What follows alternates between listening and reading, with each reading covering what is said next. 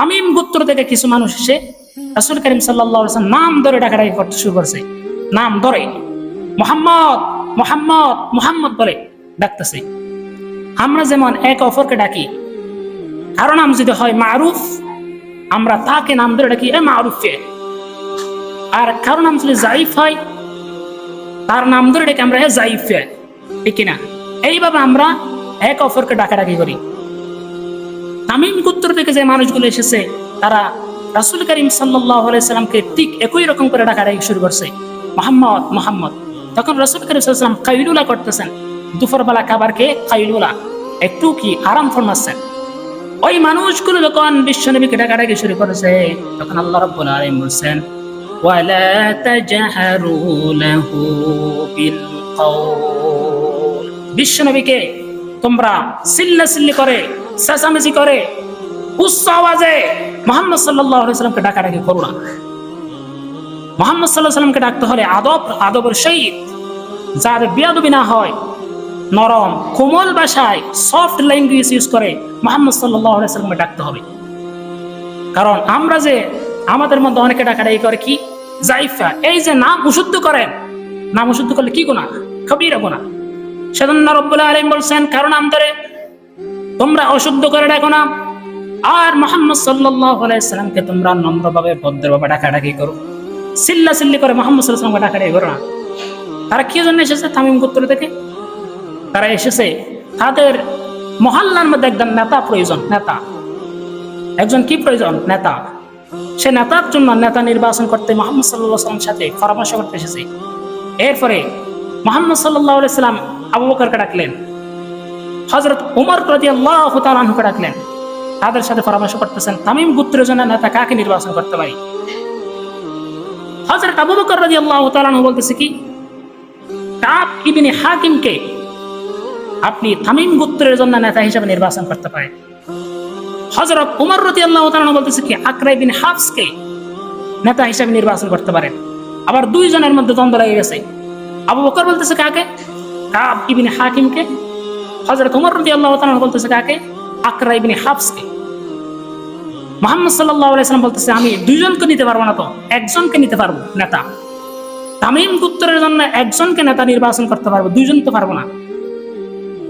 এরপরে আবু বকর রাদিয়াল্লাহু তাআলা আনহু বলতেছে আমারটা নেন। হযরত ওমর রাদিয়াল্লাহু তাআলা আনহু বলতেছে আমারটা নেন। দুইজনের মধ্যে দ্বন্দ্ব। এক পর্যায়ে দুজনের গলার আওয়াজ বিশ্বনবী মুহাম্মদ সাল্লাল্লাহু আলাইহি সাল্লামের চাইতে আওয়াজ বেড়ে গেছে। মুহাম্মদ সাল্লাল্লাহু আলাইহি সাল্লাম যে আওয়াজে কথা বলতেছেন, তার চাইতে হযরত আবু বকরের আওয়াজ, হযরত ওমর রাদিয়াল্লাহু তাআলা আনহুর আওয়াজ বেড়ে গেছে। এরপর আল্লাহ রাব্বুল আলামিন সেটা ভালোবাসেন নাই। মুহাম্মদ সাল্লাল্লাহু আলাইহি সাল্লাম উপস্থিত থাকা অবস্থায় আবু বকরের গলার আওয়াজ বেশি হবে, হযরত ওমর রাদিয়াল্লাহু তাআলা আনহুর গলার আওয়াজ বেশি হবে, সেটা আমি আল্লাহ রাব্বুল আলামিন বরদাশত করব না।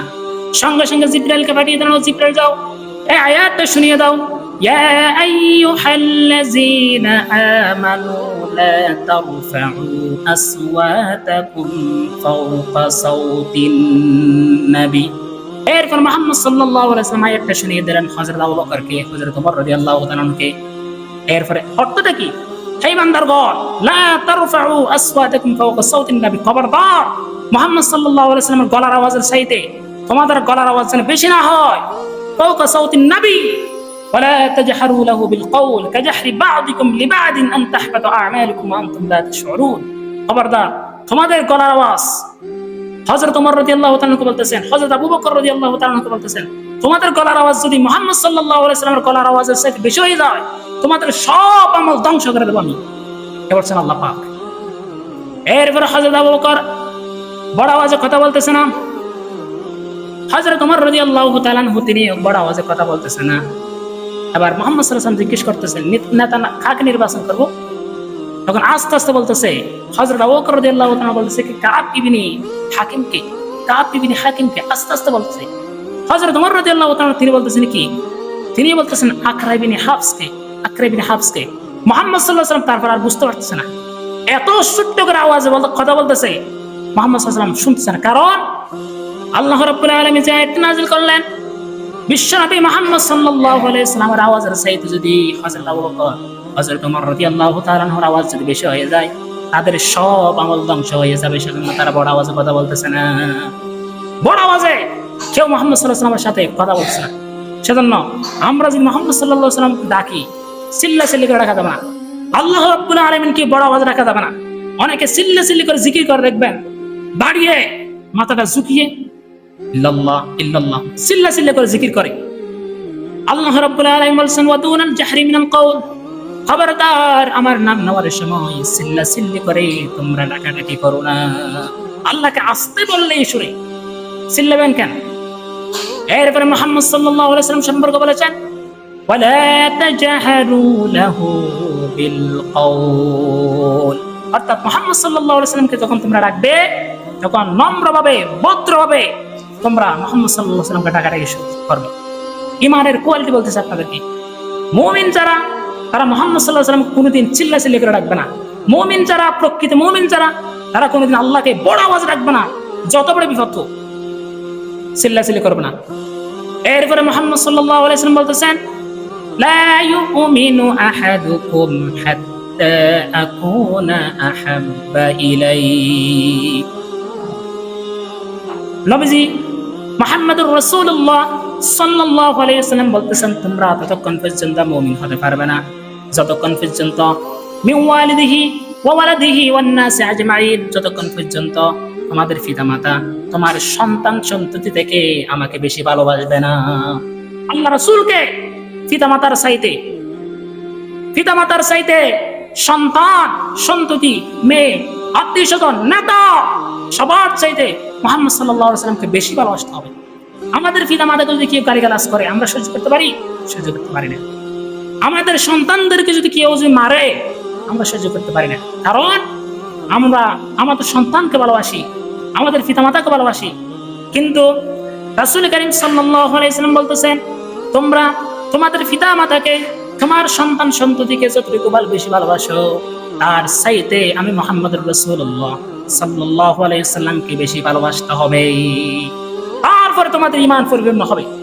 যতক্ষণ পর্যন্ত তোমাদের পিতামাতা তোমার সন্তান সন্ততি চাইতে আমাকে বেশি ভালোবাসবে না ততক্ষণ পর্যন্ত তোমাদের ঈমান পরিপূর্ণ হয় নাই। সেজন্যই তো মুসলমানরা মুহাম্মদ সাল্লাল্লাহু আলাইহি ওয়াসাল্লাম সম্পর্কে যদি কেউ বাজে মন্তব্য করে পুরো মুসলমান বসে থাকতে পারে না। মুহাম্মদ সাল্লাল্লাহু আলাইহি ওয়াসাল্লামকে নিয়ে যদি কেউ কটূক্তি করে, বাংলাদেশের মধ্যে মাঝে মধ্যে করে, সেই মুহূর্তে কোন মুসলমান কি ঘরের মধ্যে বসে থাকে? রাস্তায় নেমে তাদের বিরুদ্ধে মিছিল করে। মুহাম্মদ সাল্লাল্লাহু আলাইহি ওয়াসাল্লামকে নিয়ে কেউ কটূক্তি করতে পারবে না। সব চাইতে আন্তরিকতা, মহব্বত মুহাম্মদ সাল্লাল্লাহু আলাইহি ওয়াসাল্লাম সম্পর্কে আপনাকে ধারণা রাখতে হবে। আমার সব ভালোবাসা, এমনকি নিজের নফসের চাইতেও মুহাম্মদ সাল্লাল্লাহু আলাইহি ওয়াসাল্লামকে বেশি ভালোবাসতে হবে। যদি প্রেক্ষাপট অনুযায়ী যদি আপনাকে জীবন দেওয়া লাগে, যুদ্ধ করা লাগে, ইসলামের জন্য যুদ্ধ করা লাগে, তারপর আপনাকে যুদ্ধে অংশগ্রহণ করতে হবে, তারপরে মুহাম্মদ সাল্লাল্লাহু আলাইহি ওয়াসাল্লামকে বেশি ভালোবাসতে হবে নিজের নফসের চাইতে। আল্লাহ রাব্বুল আলামিন বলেছেন ওয়াইযা মাসাল ইনসানা বিদুররি দাআনা, কারো কাছে যখন বিপদ চলে আসে, বিপদ হয় না আমাদের, বিপদ মুসিবত হয় কিনা? বিপদ হয়, মুসিবত হয়। যেমন আমাদের হঠাৎ একটা বড় ধরনের অসুখ হয়ে গিয়েছে, সেটা আমাদের জন্য কি বিপদ। ইনসানা বিদুররি দাআনা লিজামবিহি আও কায়দা, তখন আমরা আল্লাহ সুবহানাহু ওয়া তাআলাকে ডাকাডাকি করি, কি করে? শুয়ে শুয়ে, কায়দা বসে বসে, কায়মা দাঁড়িয়ে। অর্থাৎ কি, আমাদের যখন অসুখ হয়, অসুস্থ হয়ে পড়ে যখন শরীর, যখন আমাদের শরীর যখন অসুখ হয়ে অসুস্থ চলে আসে, তখন আমরা কি করি? তখন কিছুক্ষণ বসে বসে আল্লাহ রে সহ্য করতে পারছি না, আল্লাহ মরে যাচ্ছে নাকি, এইরকম করে আল্লাহকে ডাকাডাকি করে। এটা কে বলতেছেন? আল্লাহ পাক। তখন কি বলে? লিজামবিহি, শুয়ে শুয়ে আমাকে ডাকাডাকি করে। এরপরে কায়দা, বসে বসে আমাকে ডাকাডাকি করে। আও কায়মান, দাঁড়িয়ে দাঁড়িয়ে আমাকে ডাকাডাকি করে। ফালাম্মা কাশাফনা আনহু দুররাহু মাররা কাআল্লাম ইয়াদউনা ইলা দুররিম মাসসা। আল্লাহ রাব্বুল আলামিন বলেন যখন আমি তার থেকে যখন বিপদটা সারিয়ে দিই, বিপদ যখন মুক্ত হয়ে যায়, তার থেকে যখন বিপদ আর থাকে না, অসুস্থ যখন ভালো হয়ে যায়, তখন সেই মানুষটা আমাকে আর ডাকাডাকি করে না। সেই মানুষটা অসুস্থ অবস্থায় যে আমাকে ডাকছিল, সেই অসুস্থতা সেই ভুলে যায়। আল্লাহকে যে অসুস্থ অবস্থায় যেভাবে ডাকেন, এইভাবে কি সুস্থ অবস্থা ডাকেন নাকি? সুস্থ অবস্থা কেউ ডাকে না। যখন অসুস্থ হয় তখন বসে বসে আল্লাহ রে মরে যাচ্ছি, আল্লাহ সহ্য করতে পারছি না। আল্লাহকে যেইভাবে স্মরণ করেন, যখন আপনাকে সুস্থ করে দেয় আল্লাহ,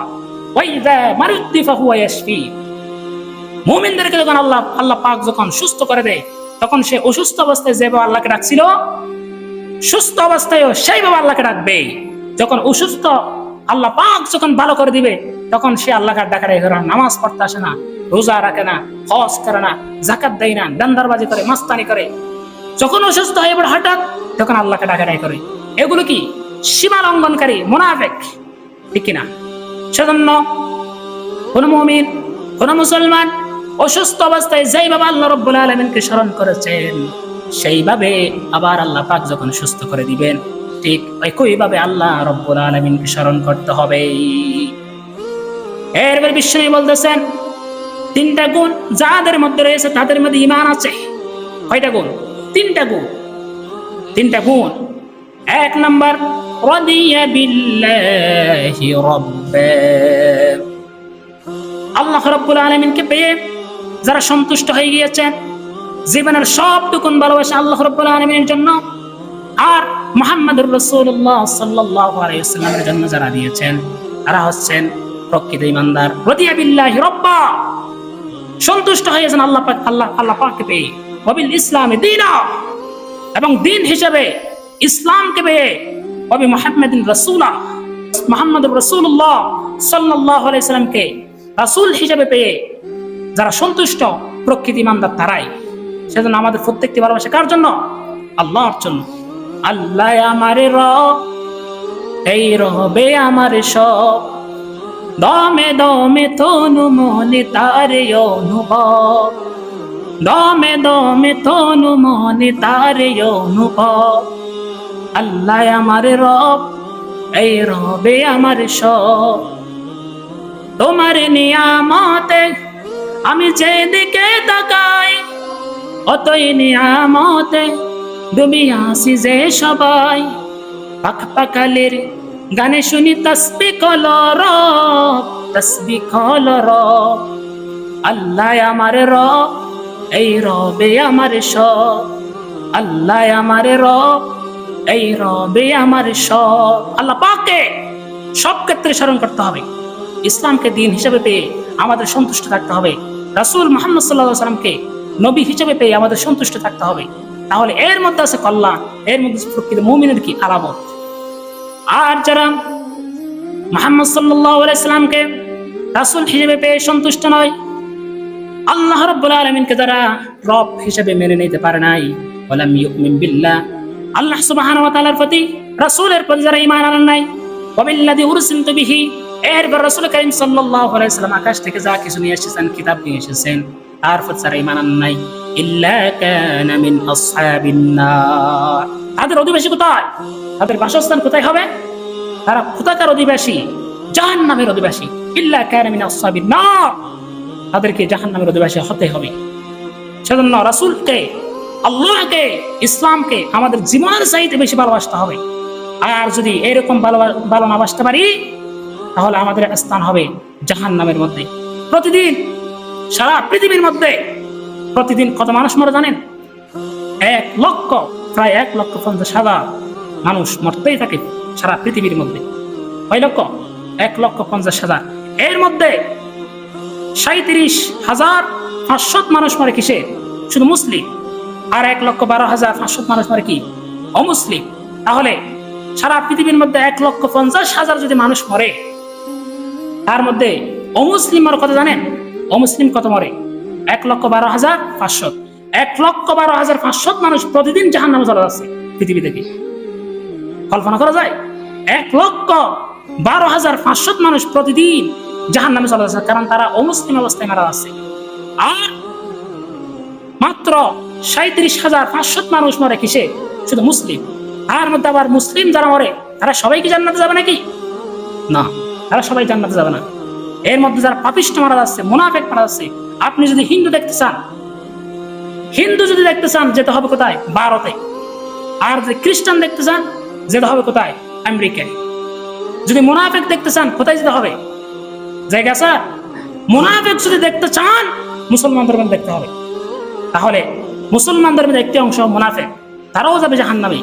আর 1,12,500 মানুষ প্রতিদিন জাহান্নামে চলে যাচ্ছে। প্রত্যেক দিন মানুষ মরে কত?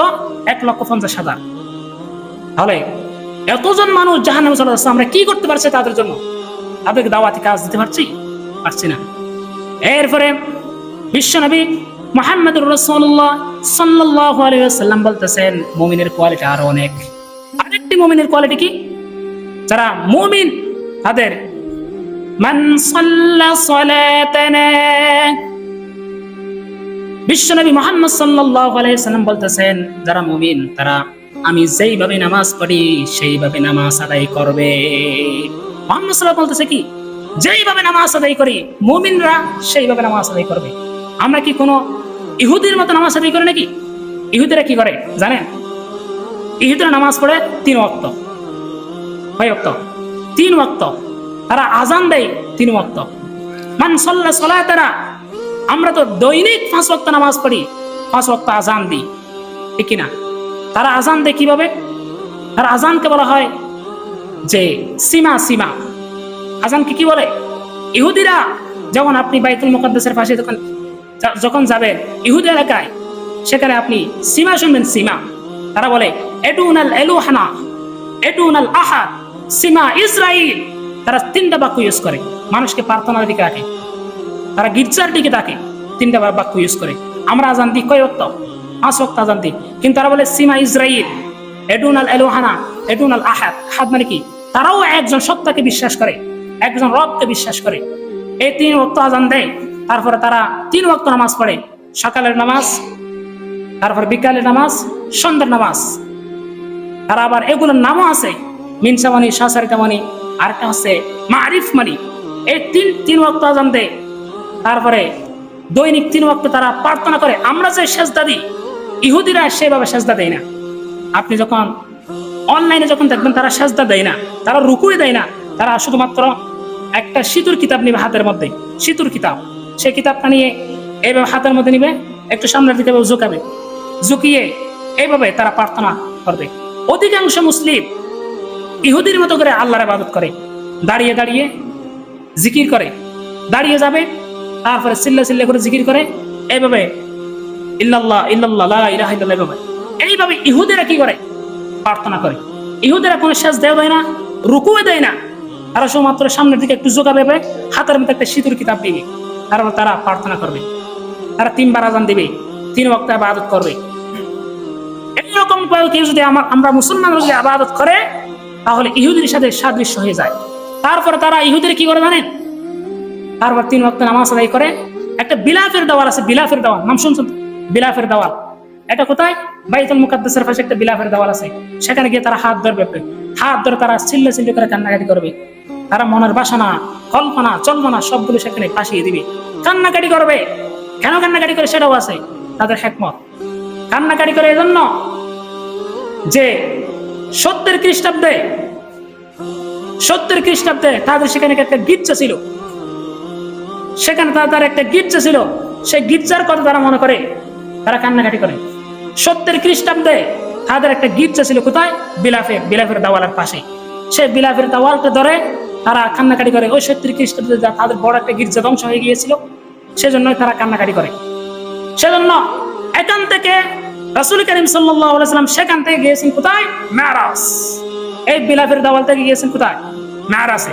ইহুদির মতো করে অমুসলিমদের সাদৃশ্য রেখে আমরা কোনোদিন নামাজ আদায় করব না।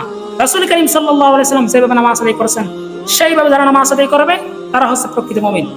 এরপর বিশ্বনবী মুহাম্মদ সাল্লাল্লাহু আলাইহি ওয়াসাল্লাম বলতেছেন, ওয়াস্তাকবালা কিবলাতানা, যারা মুসলমানদের কিবলাকে যারা কিবলা হিসেবে গ্রহণ করেছে তারা হচ্ছে প্রকৃত মুমিন। এবার আমরা কি এইরকম ভাবে কিবলা গ্রহণ করতে পারছি? অনেকে আমরা কিবলা হিসেবে মানুষকে গ্রহণ করে ফেলি, আছে না নাই? অনেকে কিবলা হিসেবে মানুষকে গ্রহণ করি। রাসূল করিম সাল্লাল্লাহু আলাইহি ওয়াসাল্লাম বলেছেন, ওয়াস্তাকবালা কিবলাতানা, যারা আমার কিবলাকে কিবলা হিসেবে যারা গ্রহণ করে তারা হচ্ছে প্রকৃত মুমিন। এখন আমরা অনেকে কিবলা হিসেবে মেনে নিই মানুষকে। এই যে কিবলা বাবা বলি, এটা একটা ইসলামের শরীয়তের পরিভাষার একটা বিরুদ্ধে চলে যায়। ক্যাবলা একটা ইসলামী শরীয়তের পরিভাষা। এটা মানুষের সাথে এখানে আপনি দিবেন, মানুষের সাথে এখানে আপনি অ্যাড করবেন। ক্যাবলা হচ্ছে একটা পরিভাষা, ইসলামী শরীয়তের পরিভাষা। আপনাকে যখন দিক বেদিক নির্ণয় করতে হবে, যখন প্রার্থনার জন্য, নামাজ পড়ার জন্য, আপনি ক্যাবলা হিসেবে গ্রহণ করতে হবে মসজিদুল হারাম। রাসূল করিম সাল্লাল্লাহু আলাইহি ওয়াসাল্লাম যখন কোথায় ছিলেন, মক্কার মধ্যে ছিলেন, তখন 13টি বছর ধরে বাইতুল মুকাদ্দাসের দিকে ফিরে নামাজ পড়ছেন। বাইতুল মুকাদ্দাসের দিকে ফিরে বিশ্বনবী মুহাম্মদ সাল্লাল্লাহু আলাইহি ওয়াসাল্লাম 13 বছর ধরে যখন নামাজ আদায় করলেন, তবে সামনের দিকে রাখতেন মসজিদুল হারামকে। মসজিদুল হারাম সামনে রাখতেন, এরপরে বাইতুল মুকাদ্দাস। কিন্তু বাইতুল মুকাদ্দাসের দিকে যখন ফিরে নামাজ আদায় করতেন, তখন মিস করতেন বাইতুল্লাহকে। এরপর আল্লাহ রাব্বুল আলামিন ঘোষণা দিয়ে দিলেন, হে নবী, আপনি মক্কা থেকে মদিনায় চলে যান। যখন রাসূল করিম সাল্লাল্লাহু আলাইহি ওয়াসাল্লাম মক্কা থেকে যখন মদিনায় চলে গেলেন, 1 বছর ধরে বাইতুল মুকাদ্দাসের দিকে ফিরে নামাজ আদায় করেন। তবে সামনে কোনো কি নাই, কাবা নাই, মসজিদুল হারাম নাই। সামনে যে কাবা আছে, সে কাবা নাই, কারণ মক্কা থেকে মদিনায় চলে গেছেন কে? মুহাম্মদ সাল্লাল্লাহু আলাইহি ওয়াসাল্লাম। মুহাম্মদ সাল্লাল্লাহু আলাইহি ওয়াসাল্লাম বাইতুল মুকাদ্দাসের দিকে ফিরে যখন নামাজ আদায় করলেন, ইহুদিরাও বাইতুল মুকাদ্দাসের দিকে ফিরে নামাজ আদায় করে। মুহাম্মদ সাল্লাল্লাহু আলাইহি ওয়াসাল্লাম বাইতুল মুকাদ্দাসের দিকে ফিরে নামাজ আদায় করে। এরপরে মুহাম্মদ সাল্লাল্লাহু আলাইহি ওয়াসাল্লাম কাবাকে মিস করতেছেন, মসজিদুল হারামকে। আহারে, আল্লাহ রাব্বুল আলামিন যদি আমাকে হুকুম করতেন বাইতুল মুকাদ্দাসের দিকে ফিরে নামাজ আদায় করবে না, আজ থেকে তুমি মসজিদুল হারামের দিকে ফিরে নামাজ আদায় করবে। এইরকম কাবাকে মিস করতেছেন, কিন্তু নামাজ পড়তেছেন কোন দিকে ফিরে? বাইতুল মুকাদ্দাসের দিকে। ইহুদিরাও বাইতুল মুকাদ্দাসের দিকে ফিরে নামাজ আদায় করতেছে। এরপর আল্লাহ রাব্বুল আলামিন বিশ্বনবী মুহাম্মদ সাল্লাল্লাহু আলাইহি ওয়াসাল্লাম মনের কথা বুঝতে পারছেন। মুহাম্মদ সাল্লাল্লাহু আলাইহি ওয়াসাল্লাম একবার আকাশের দিকে তাকান, একবার মসজিদুল হারামের দিকে তাকান। এইভাবে চিন্তা করতেছে, আহারে, আমার কাবা যদি মসজিদুল হারাম হতো, বাইতুল মুকাদ্দাস না হতো। কারণ বাইতুল মুকাদ্দাসের দিকে ফিরে ইহুদিরা নামাজ আদায় করতেছে, প্রার্থনা করতেছে। এরপর আল্লাহ রাব্বুল আলামিন বিশ্বনবীকে জানিয়ে দিলেন, হযরত জিবরাইল আলাইহিস সালামকে পাঠিয়ে দিলেন, ও জিবরাইল যাও, বিশ্বনবী মুহাম্মদ সাল্লাল্লাহু আলাইহি ওয়াসাল্লামের কাছে আয়াতটা নিয়ে যাও। قد نرى تقلب وجهك في السماء فلنولينك قبلة ترضاها فول وجهك شطر المسجد الحرام। হে নবী, হে জিবরাইল যাও, বিশ্বনবী মুহাম্মদ সাল্লাল্লাহু আলাইহি ওয়াসাল্লামের কাছে আয়াতটা নিয়ে যাও, আজ থেকে কিবলা হবে মসজিদুল হারাম। অর্থাৎ বাইতুল মুকাদ্দাস থেকে আল্লাহ রাব্বুল আলামিন মসজিদুল হারামের দিকে মুখ ফিরিয়ে দিলেন আল্লাহ রাসূল সাল্লাল্লাহু আলাইহি ওয়াসাল্লাম। সেদিন থেকে রাসূল করিম সাল্লাল্লাহু আলাইহি ওয়াসাল্লাম সেখানে পদ্ধতিতে আমরা মসজিদুল হারামের দিকে ফিরে নামাজ আদায় করি। কারণ বিশ্বনবী মুহাম্মদ সাল্লাল্লাহু আলাইহি ওয়াসাল্লাম আকাশের দিকে তাকান, এবার বাইতুল মুকাদ্দাসের দিকে তাকান, একবার মসজিদুল হারামের দিকে তাকান। মনের কল্পনা কি?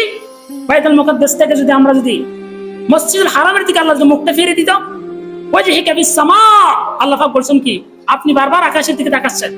আল্লাহ রাসূলকে বলতেছেন, আপনি যে বারবার আকাশের দিকে তাকাচ্ছেন, আমি বুঝতে পারছি, আল্লাহু আলিমুম বিযাতিস সুদূর, আর সিনার মধ্যে কি আছে সেটা আমি আল্লাহ রাব্বুল আলামিন বুঝতে পারি।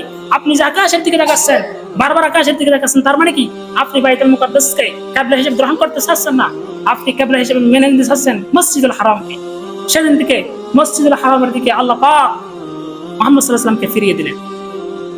সেইভাবে আমরা কোন মানুষকে যেন কিবলা হিসেবে গ্রহণ না করি। অনেক কিবলা বাবা এসেছে, এইরকম কিবলা বাবা যারা আছে, তারা কি ইসলামের বিরুদ্ধে আচরণ করে। খবরদার, কোন কিবলা হিসেবে কোন মানুষকে গ্রহণ করা যাবে না। কিবলা হিসেবে একটাই গ্রহণ করতে, মসজিদুল হারাম শুধুমাত্র আমাদের কিবলা।